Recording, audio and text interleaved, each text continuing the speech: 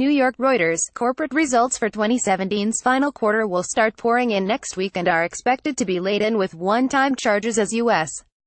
companies begin to cope with tax code changes, including a one-time tax on trillions of dollars in profits held overseas.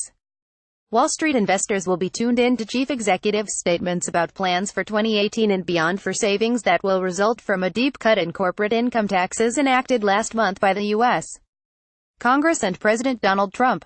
Some investors expect many companies will use their tax savings to buy back shares and increase dividends, while others will look for increased capital spending or wage increases.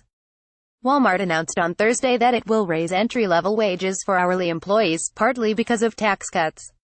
It also said it would lay off thousands of workers and close dozens of Sam's Club stores.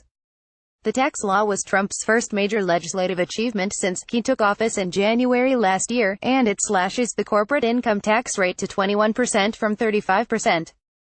The tax package, approved despite the unanimous opposition of Democrats, helped drive stock market gains in the last months of 2017.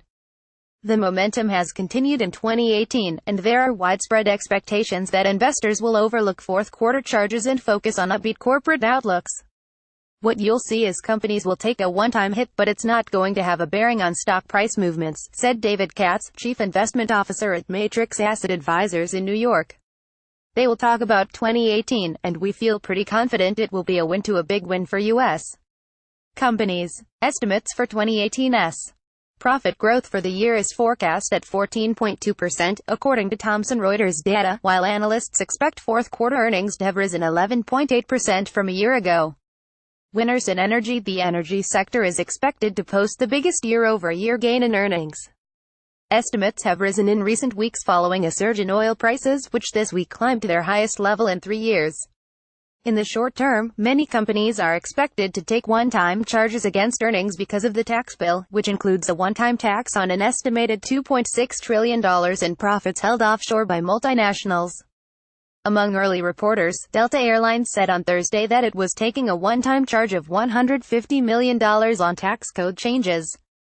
It said the new tax law would lower its tax rate to between 22% and 24% in 2018, and that it expects the tax cuts to help drive business demand. Delta's stock rose on Thursday, as did other airlines' shares.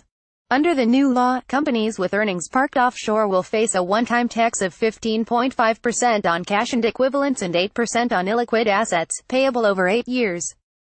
In the future, domestic corporate profits will be taxed at 21%, while most foreign profits will no longer be taxed, within some limits.